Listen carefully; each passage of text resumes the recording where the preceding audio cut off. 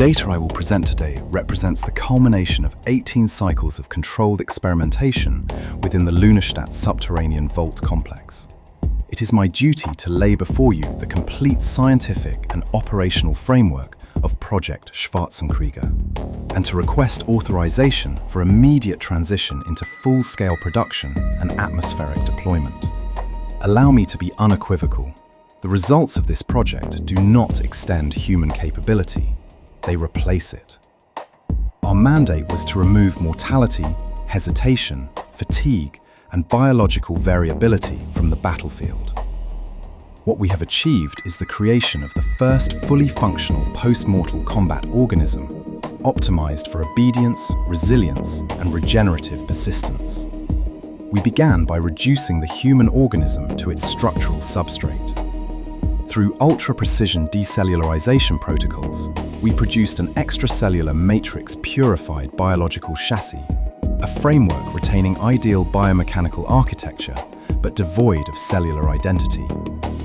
This chassis serves as the foundational platform upon which all subsequent reconstruction occurs.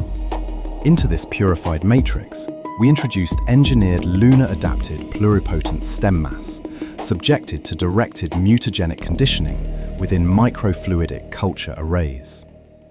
These cells display extraordinary proliferative stability and integration fidelity.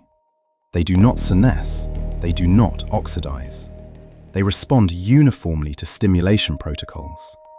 In effect, we have engineered a regenerative tissue substrate that behaves predictably under any environmental condition, including conditions lethal to living humans. The internal structure is reinforced with volmondium nanoscaffolds, infused through magnetofluidic deposition. These scaffolds exhibit self-aligning properties, recalibrating their molecular orientation under stress. This ensures a frame that not only withstands extreme trauma, but dynamically optimizes itself to resist future damage. Hybrid biopolymeric fibers integrate with this scaffold, producing musculature capable of sustained output in hypoxic, toxic, supercooled, irradiated, or decompressed environments. The circulatory system consists not of blood, but of reactive pseudoplasma, a micelle-based conductive fluid that delivers thermal regulation, nutrient dispersion, neural impulses, and energy distribution with machine-level consistency. The nervous system integrates synthetic ganglionic clusters and electromechanical relay filaments, all of which interface directly with dark mind uplink architecture. Command latency is effectively non-existent. A directive transmitted is a directive executed. To ensure biological persistence, the immune function has been replaced entirely by adaptive immunocloaking hydrogels, which modify peptide surface expression in real time, conferring complete resistance to rejection or contamination. Embedded nanofactor reservoirs release restorative agents upon trauma, enabling rapid structural regeneration even under active combat loads. In terms of deployment, Schwartzenkrieger units may be stored cryogenically, in dry stasis, or in ready-state suspension. Atmospheric drop testing confirms that upon impact, units self-reactivate within 4 to 7 seconds, establish uplink synchronization, load mission protocols, and commence engagement without acclimation requirements. They require no training, no rest, no rations, and no psychological conditioning.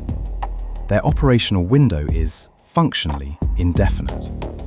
Councillors, I submit for your approval. Phase 1 production scale-up within Vault Sector 7.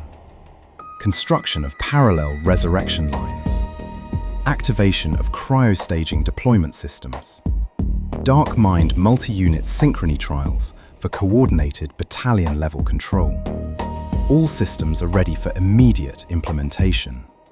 Upon authorization, we can initiate mass production within 39 days, with first deployment readiness shortly thereafter. I will conclude with this assessment. Project Schwartzenkrieger represents an irreversible shift in military capability. Should we proceed, The Directorate will possess a force that cannot be demoralized, cannot be deterred, cannot be exhausted, and cannot die in any meaningful operational sense. Should we hesitate, we risk ceding this frontier to any power capable of parallel innovation. This is not the future of warfare. This is the replacement of warfare as humanity has ever known it. Counselors, the data is complete. The systems are stable. The units are ready. The unit